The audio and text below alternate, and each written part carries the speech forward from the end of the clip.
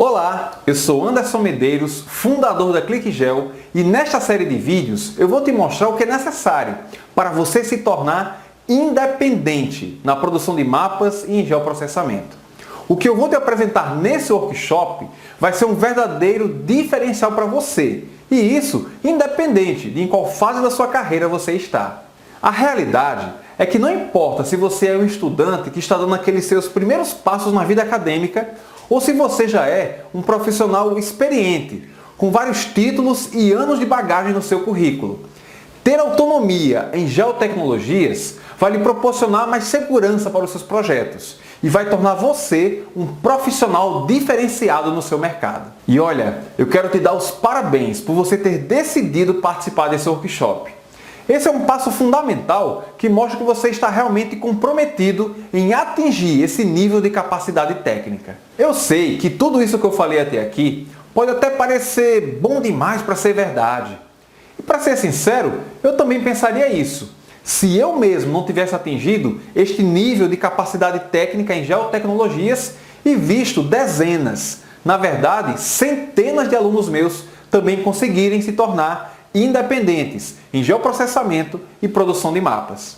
Alunos como a Edith Calabres. Ela trabalhava numa secretaria de fazenda de uma cidade do interior do Espírito Santo.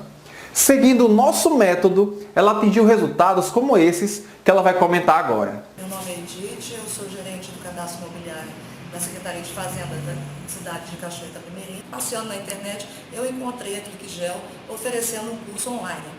Eu tenho aqui hoje o prazer de estar recomendando esse curso a vocês, porque o curso é maravilhoso, o instrutor ele tem um excelente nível de conhecimento, o material, os vídeos são excelentes, você vai ter condição, como eu já estou tendo, de desempenhar todos os meus trabalhos de geoprocessamento. Por isso que eu recomendo, se você estiver lá na internet e achar o curso do Anderson Medeiros, vá, faça a sua inscrição e faça o curso, que você com certeza vai ter bagagem e instrução para poder trabalhar. Agora, eu preciso te contar uma coisa com muita sinceridade.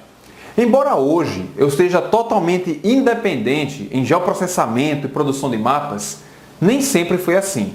Assim como você, eu também sentia muita dificuldade na hora de elaborar os meus próprios mapas, entender os conceitos técnicos envolvidos com aquilo e até mesmo iniciar um projeto no software de geoprocessamento que eu estava utilizando. Deixa então eu te contar como é que eu cheguei no método que me ajudou a atingir o alto nível de domínio das geotecnologias. Eu nasci na cidade de João Pessoa, que é a capital do estado da Paraíba. Desde criança, eu sempre me interessei por mapas. Só para você ter uma ideia, enquanto as outras crianças, os meus coleguinhas, ficavam desenhando super-heróis, ou então os bonecos dos personagens dos desenhos animados, sabe o que eu ficava fazendo? Eu desenhava mapas. Eu fazia mapas, por exemplo, dos cômodos da minha casa e como eu ficava imaginando que era o mundo em minha volta. Além disso, eu lembro com carinho que um dos presentes da minha infância que mais me marcou foi um conjunto que uma tia minha me deu de presente. Era um conjunto formado por um atlas e um almanaque geográfico. Então, desde sempre, eu tive essa relação e interesse por mapeamento. Aí, quando eu fiz 17 anos de idade, eu ingressei num curso de graduação que tem tudo a ver com mapas. Eu iniciei o curso superior de Tecnologia em Geoprocessamento, que é oferecido pelo Instituto Federal da Paraíba, o IFPB. Só que quando eu entrei no curso, sabe o que eu descobri?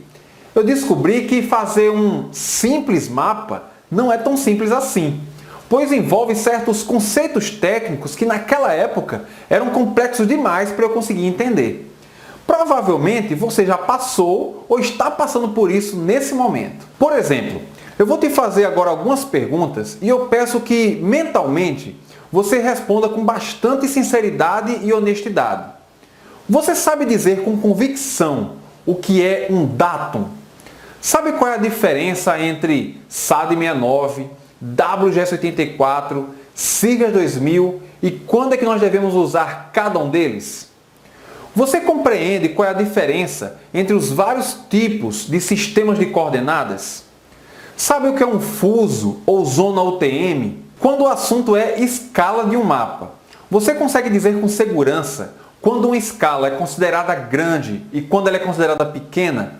Além disso, sabe quando determinadas escalas têm aplicação para determinados tipos de projetos? Você pode acreditar, sem exceção alguma, todos esses conceitos que eu mencionei nas perguntas agora, na época que eu comecei a estudar geotecnologias, pareciam ser complexos e confusos demais para minha cabeça. Tudo aquilo fazia uma confusão enorme na minha mente. Inclusive, pouco depois que eu entrei na graduação, começaram a surgir oportunidades para que eu viesse a prestar serviço elaborando mapas. Mas como eu não dominava aqueles conceitos técnicos, eu me sentia inseguro e por isso eu não assumi o compromisso de realizar aquela prestação de serviço que até poderia me render um bom dinheiro. E claro, isso me deixava frustrado. Já aconteceu com você de ter que deixar uma oportunidade profissional passar por não se sentir seguro, por não dominar realmente os conceitos e a prática relacionada com aquele assunto? Pois é, isso aconteceu comigo e não foi apenas uma vez. Mas hoje eu fico feliz de dizer que tudo isso é passado. Hoje eu realmente sou independente em geoprocessamento e produção de mapas. E agora chegou o momento de irmos para o meu computador, onde eu vou te mostrar algumas explicações sobre o método correto para que você também se torne independente na produção de mapas e em geoprocessamento, atingindo assim a sua autonomia em geotecnologias. Vamos falar então sobre como você pode atingir a sua autonomia em geoprocessamento e produção de mapas. Mas antes, eu gostaria de me apresentar melhor, pois eu sei que a essa altura você talvez esteja pensando o seguinte: mas afinal, quem é esse cara que está querendo me ensinar isso? Como mencionei logo de início, o meu nome é Anderson Medeiros e eu estudo e trabalho com geotecnologias desde o ano de 2005. Isso mesmo, já são cerca de 15 anos de experiência. Talvez você até já tenha acessado o meu site. O endereço dele é andersonmedeiros.com. Eu criei esse site em 30 de janeiro do ano de 2008, ou seja, há mais de 10 anos. Hoje, ele é um dos maiores portais de conteúdo do Brasil sobre geotecnologias. Já são mais de 1.000 artigos publicados, entre documentos técnicos, dicas e tutoriais sobre o geoprocessamento, suas ferramentas e aplicações. Atualmente, em dias úteis, nós temos até superado a marca de 5.000 visitas diárias. Além disso, o nosso perfil no Instagram e o canal no YouTube estão entre os maiores produtores de conteúdo sobre geoprocessamento do Brasil. Por sinal, eu vou aproveitar e convidar você a também nos seguir nessas redes sociais. Embora, como eu comentei agora há pouco, eu tive muita dificuldade nos meus primeiros contatos com o geoprocessamento, hoje eu sou frequentemente convidado para apresentar palestras e ministrar cursos em diferentes lugares do Brasil. Até este momento, já fiz apresentações e realizei treinamentos em mais de 20 cidades, entre elas Recife, em Pernambuco, Brasília, no Distrito Federal, Porto Alegre, no Rio Grande do Sul, Macapá, em Amapá, Teresina, no Piauí, São Luís, no Maranhão, Joinville, em Santa Catarina, São Paulo, Belém do Pará, entre várias outras. Em 2016, eu fiquei muito feliz e honrado ao ser indicado entre os 3 finalistas do Prêmio de Melhor Profissional do Ano no setor de geotecnologias. Isso me deixou ainda mais motivado para gerar conhecimento e compartilhar com essa comunidade que acompanha o nosso trabalho. Inclusive, foi isso que nos motivou a criar eventos como este workshop que você está assistindo. E eu nem imaginava a alegria ainda maior que eu ia ter no ano seguinte, 2017. Eu tive o privilégio de ser indicado novamente ao mesmo prêmio de Profissional do Ano no setor de geotecnologias. Só que dessa vez eu fiquei em primeiro lugar. Eu venci a premiação que no ano anterior, 2016, eu havia ficado entre os 3 finalistas. A premiação aconteceu no evento do Mundo GeoConnect em São Paulo. Por sinal, não houve uma nova edição desta premiação desde então. Profissional do ano do setor de geotecnologias. Bem, o vencedor dessa categoria na área de geoinformação profissional do ano no setor. Anderson Medeiros, da Cliquigel. Agora que eu pude me apresentar melhor e você conhece um pouco mais do meu trabalho, eu quero falar o que nós vamos ver nesta primeira aula do workshop. A apresentação vai ser dividida em 4 partes. Primeiro, nós vamos ver o que você não deve fazer se você quer realmente dominar as geotecnologias. Depois, vamos entender o caminho correto, ou seja, o que você precisa fazer para dominar as geotecnologias e se tornar independente nisso. Logo na sequência, nós vamos falar sobre 4 conceitos fundamentais para quem quer ser independente em geoprocessamento e produção de mapas. Por último, mas não menos importante, nós vamos fazer aqui uma apresentação de introdução ao software QGIS, que é o programa de computador que nós vamos utilizar na nossa aula prática. De verdade, eu preparei esse workshop com bastante carinho e eu estou trazendo para você um conteúdo de extremo valor.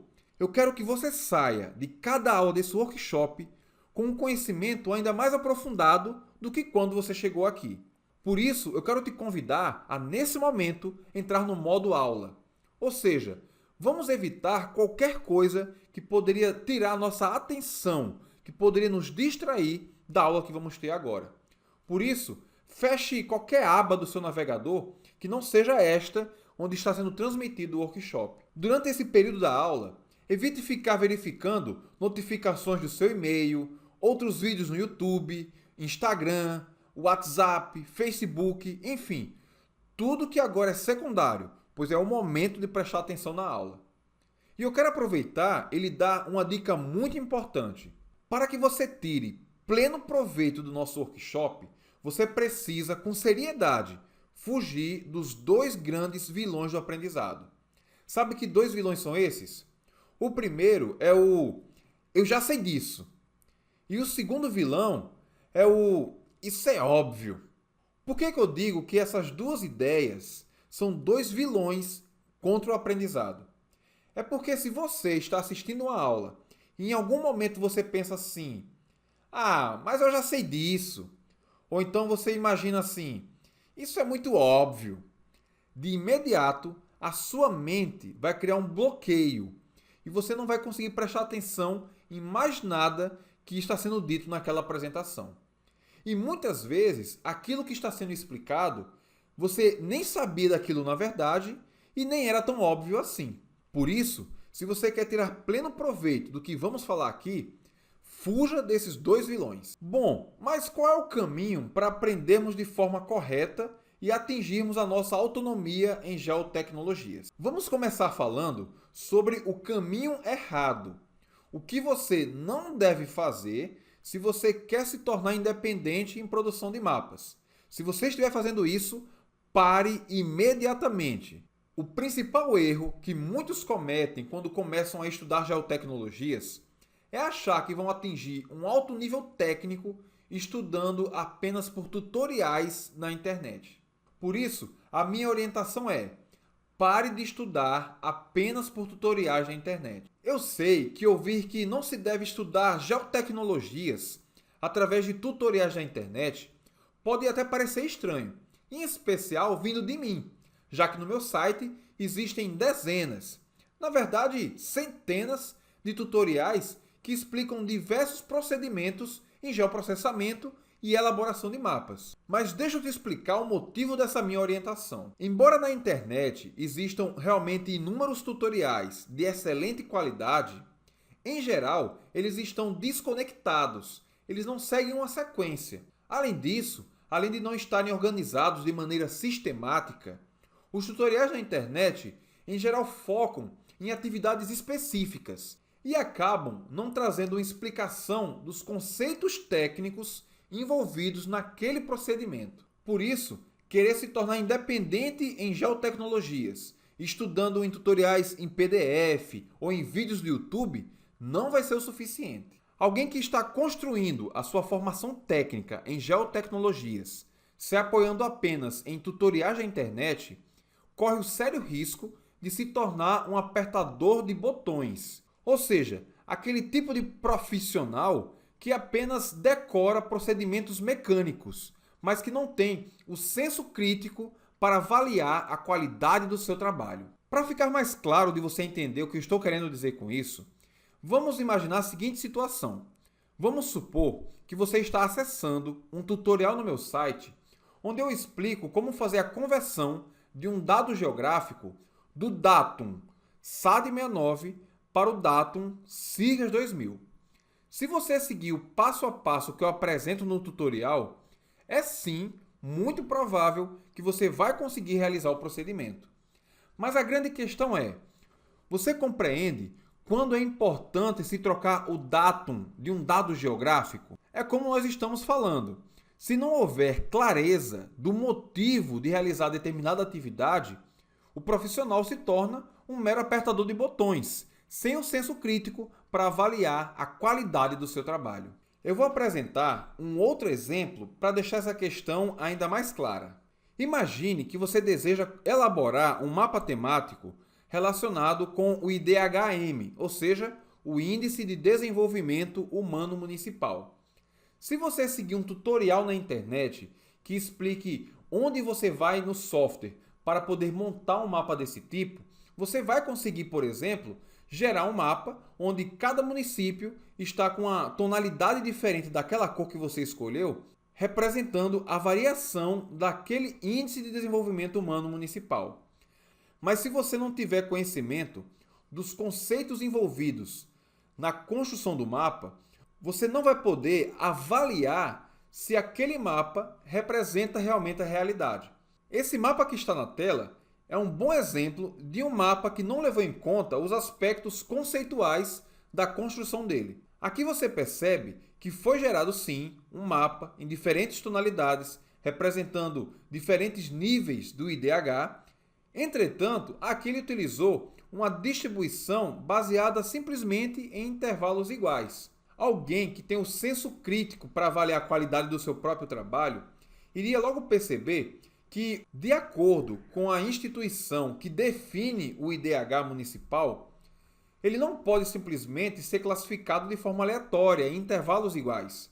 Existem faixas específicas de amplitude de cada uma dessas classes. Então esse mapa, embora ele esteja representando uma distribuição do Índice de Desenvolvimento Humano, ele seria um mapa considerado errado, incorreto, já que ele não está de acordo com os aspectos técnicos necessários. Agora que já ficou claro para nós que o caminho certo não é estudar geotecnologias simplesmente através de tutoriais da internet, qual é o caminho correto para nós seguirmos?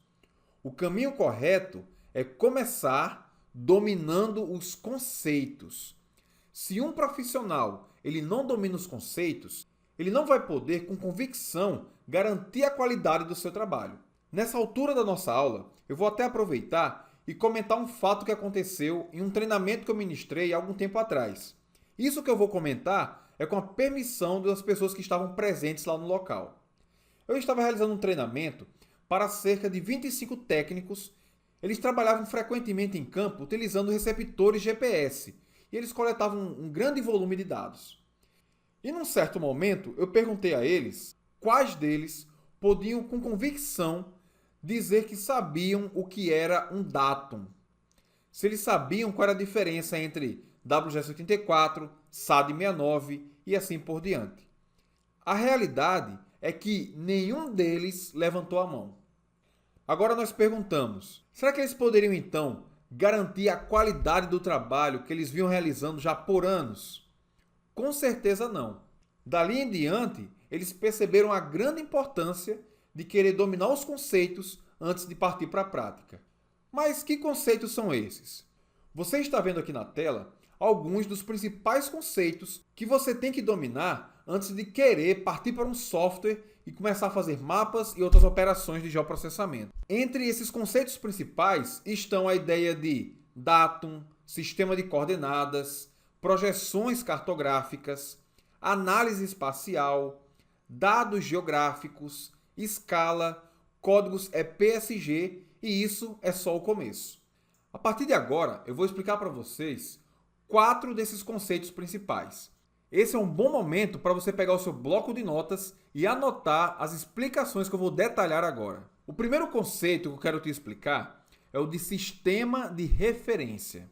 Quando alguém lhe pergunta qual foi o sistema de referência utilizado no seu trabalho, por exemplo, no mapa que você produziu, na verdade, ele quer que você forneça para ele duas informações. São elas o datum e o sistema de coordenadas. Se você informar a ele apenas o datum ou apenas o sistema de coordenadas, na melhor das hipóteses, a sua resposta estará incompleta. Então, resumindo, um sistema de referência ele é formado pela informação do datum e do sistema de coordenadas. Mas, afinal, o que é um datum? Já entendemos que o sistema de referência ele é composto pelo datum e pelo sistema de coordenadas. No caso do datum, nós podemos de forma simples defini-lo como sendo um modelo matemático teórico da representação da superfície da Terra ao nível do mar.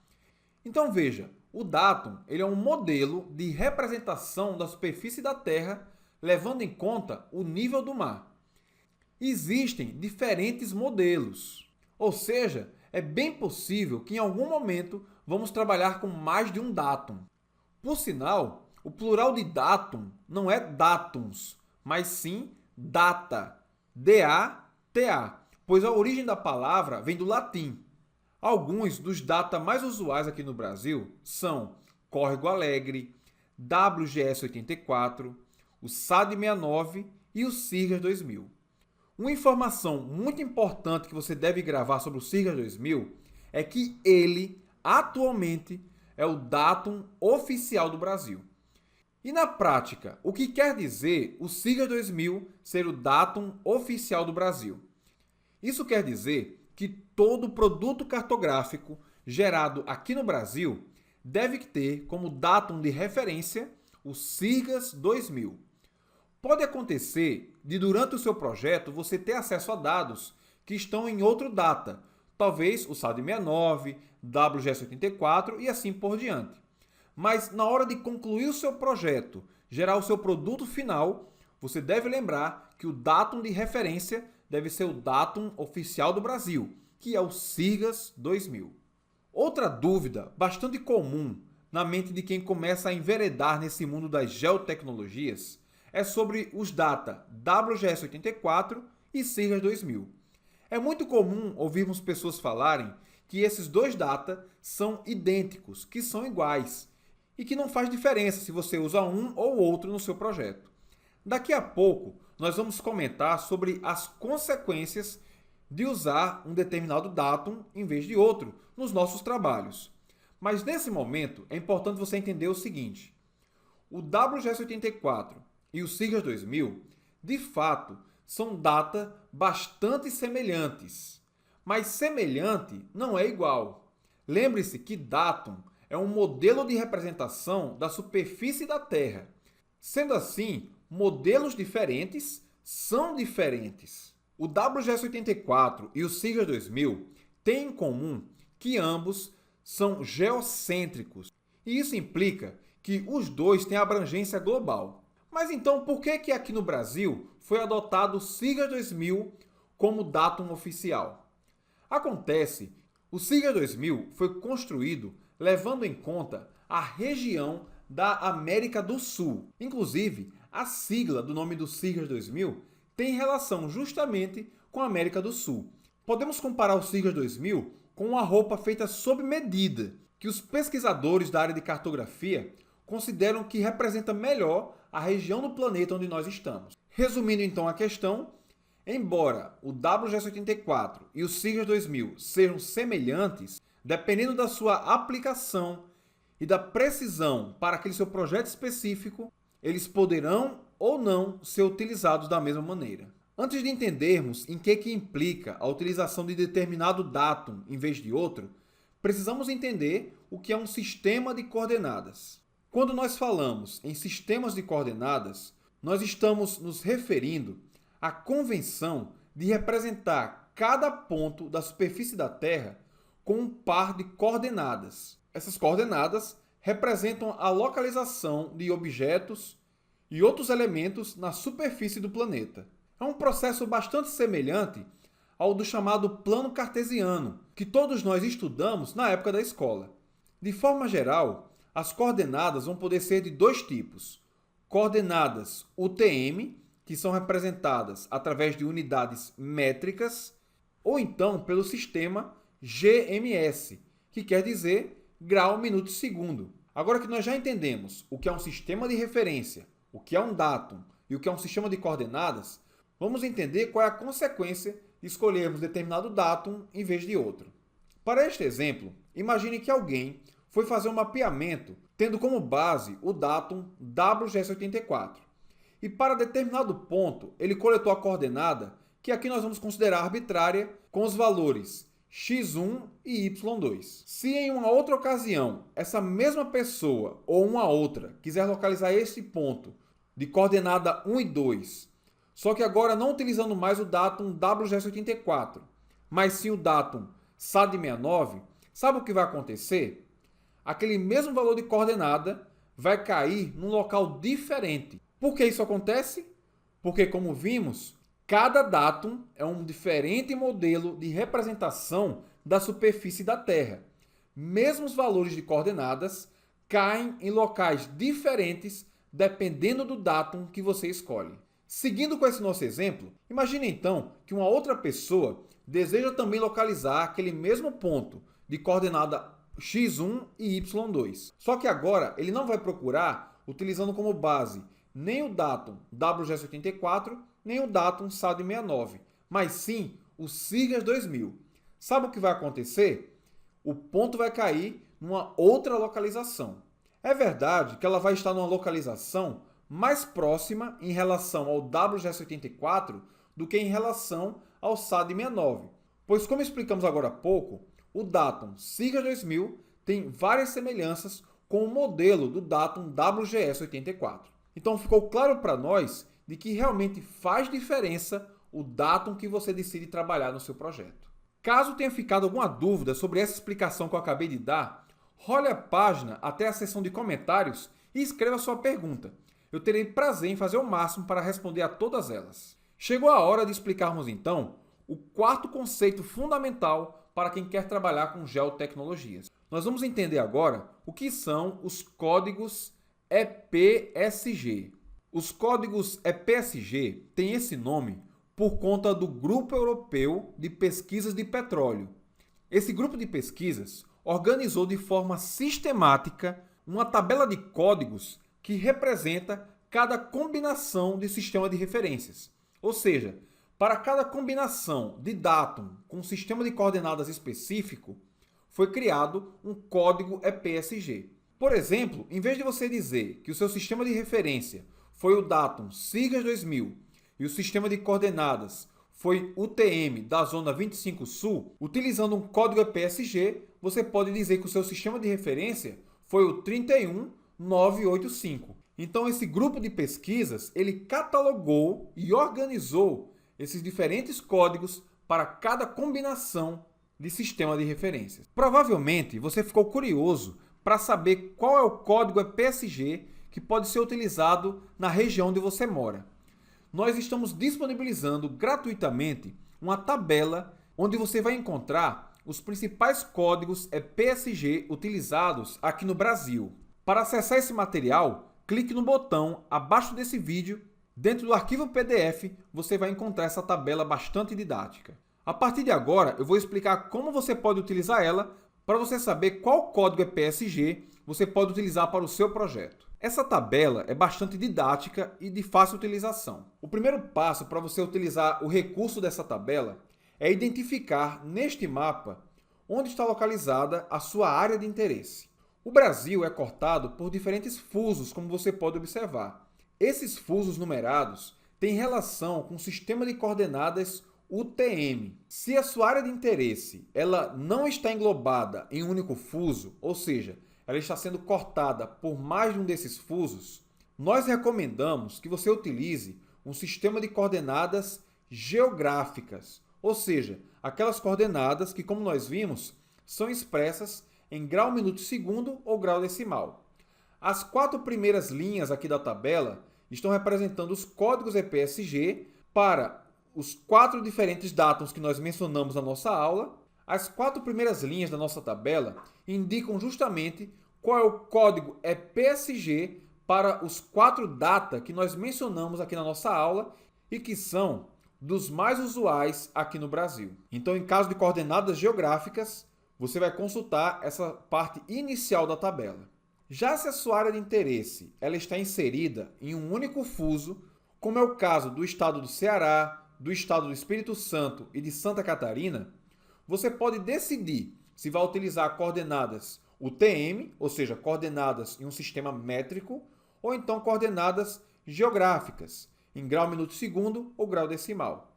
A vantagem de você fazer um mapeamento, quando é possível, utilizando coordenadas planas, é que quando você vai fazer procedimentos que exigem cálculos métricos, o valor já será informado em unidades usuais. Ou seja, se você faz um mapeamento utilizando coordenadas geográficas e você, por exemplo, vai calcular a área, a sua área ela não vai ser expressa em metros quadrados, nem quilômetros quadrados ou mesmo em hectares. Já que estaremos utilizando coordenadas geográficas, o cálculo de área ele vai ser expresso em graus quadrados.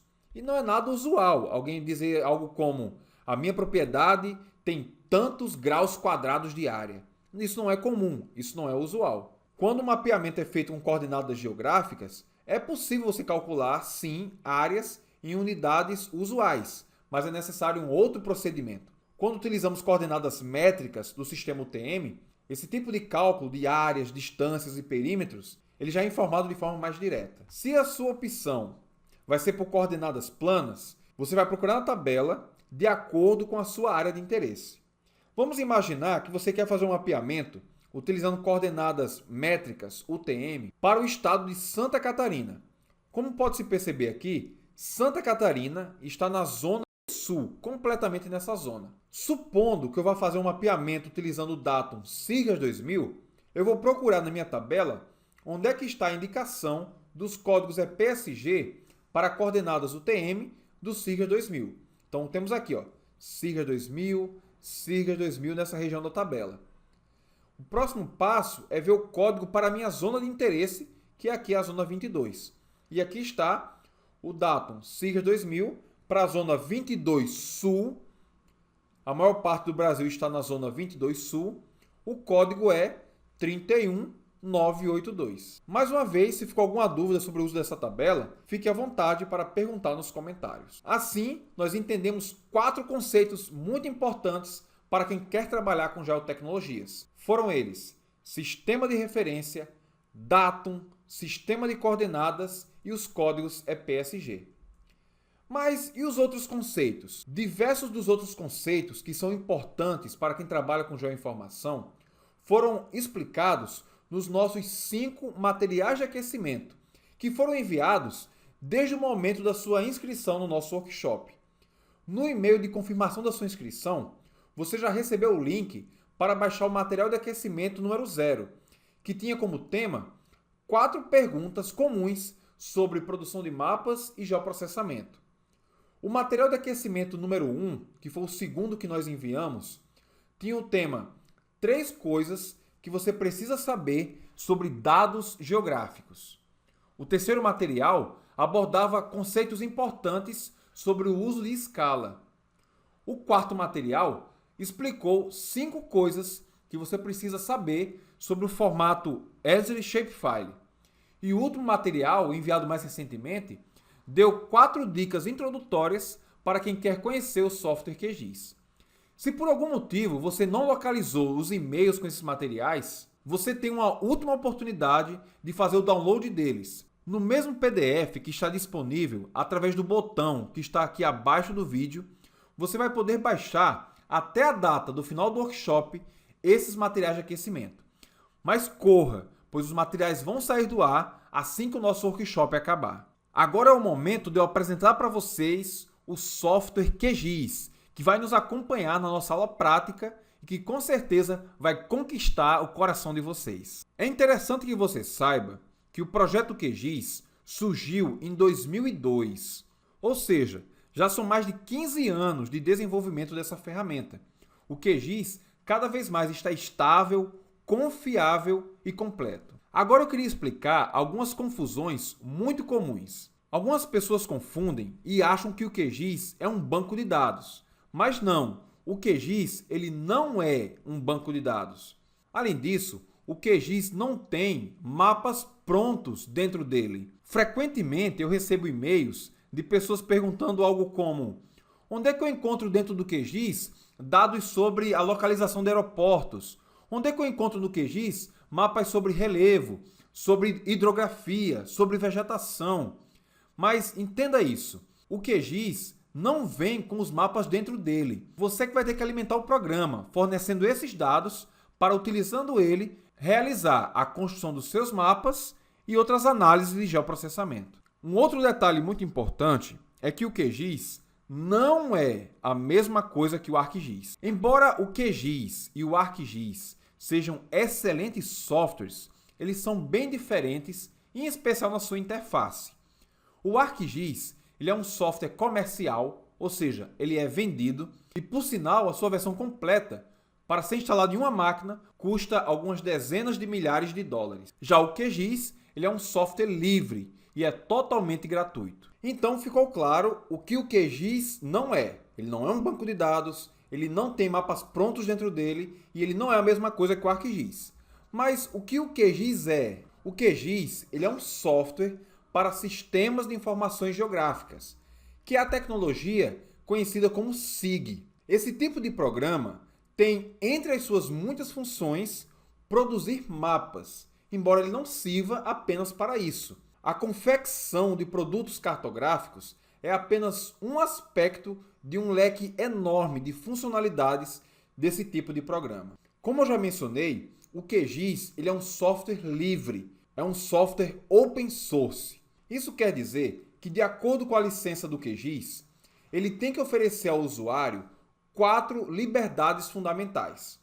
Essas liberdades incluem a liberdade de executar o programa, ou seja, fazer uso dos recursos que ele tem disponíveis. Você tem a liberdade de estudar como o programa funciona, e isso inclui ter acesso ao código-fonte dele para saber como cada aspecto do código contribui para o funcionamento do software. Você tem a liberdade de modificar o software, melhorando o código-fonte dele, inclusive criando novos recursos. Mais uma vez, isso envolve você ter a liberdade de ter acesso ao código-fonte.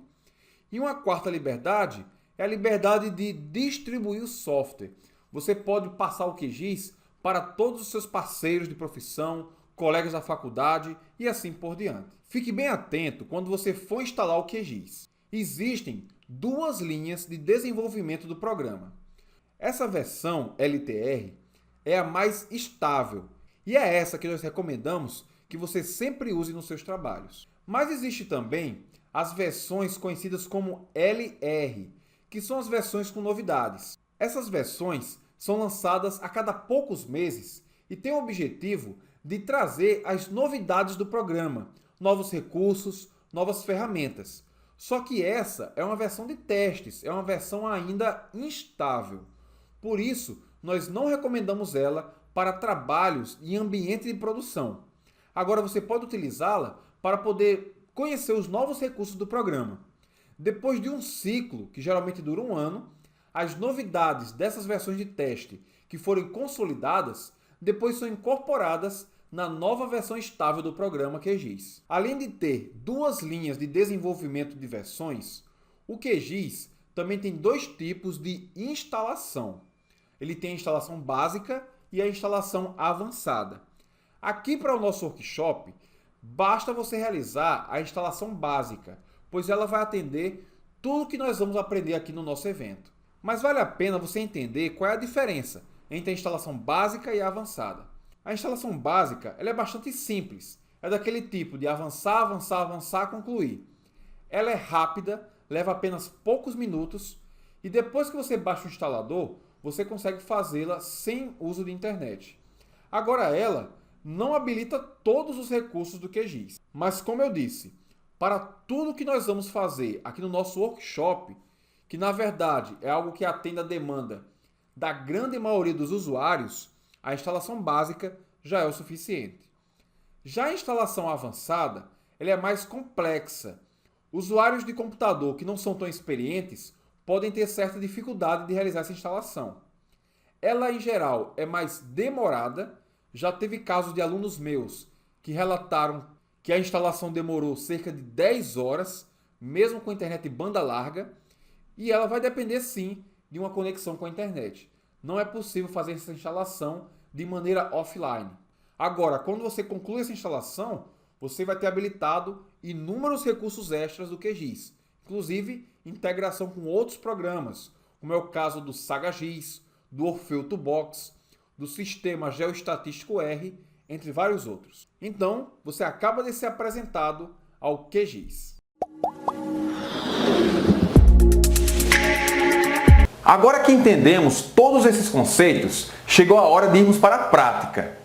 Mas esse vídeo aqui já está ficando um pouco longo. Por isso, a nossa aula prática será no próximo vídeo, que será liberado na quarta-feira. Mas você já pode ir se preparando para essa nossa segunda aula. Clique agora mesmo no botão que está abaixo desse vídeo para baixar o PDF do material didático dessa aula do workshop. Esse material inclui, entre outras coisas, um vídeo tutorial que vai explicar de forma detalhada como você pode baixar e instalar o software QGIS. A nossa próxima aula será bastante prática. Iremos usar de forma intensa o software QGIS. E aí, ficou empolgado? Eu também. Mas antes de encerrarmos, eu quero lhe pedir um grande favor. Rola essa página e deixe o seu comentário sobre o que você achou dessa nossa primeira aula do workshop de produção de mapas e geoprocessamento. Além disso, se você ficou com alguma dúvida ou não entendeu bem algum ponto que explicamos aqui, deixe a sua pergunta. Eu vou fazer o máximo para ler e responder todas as perguntas que vocês deixarem aqui. Aproveita e não esquece de seguir o nosso Instagram e se inscrever em nosso canal do YouTube. Então é isso, pessoal. Eu vejo vocês na quarta-feira, na nossa aula 100% prática, onde vamos aprender a usar o software QGIS. Até lá! Eu sou Jubenique, sou técnico da Emater no município de São Miguel do Gostoso. Tive uma oportunidade maravilhosa de poder participar desse curso com a ClickGel, que para mim tem sido um marco na minha vida, porque me sinto uma pessoa totalmente diferente hoje, com relação à visualização que eu posso ter do meu trabalho, das coisas que eu posso desenvolver no escritório, nesse campo da agropecuária, depois desse curso de utilização do QGIS. Meu nome é Tatiana, sou professora do curso de turismo da UERN, sou formada em turismo e biologia. Fiz o curso do QGIS agora, gostei muito, superou minhas expectativas, porque soube utilizar outras ferramentas que serão muito úteis para o nosso trabalho. E recomendo realmente, porque acho que para o turismo é uma vertente nova que a gente pode estar trabalhando.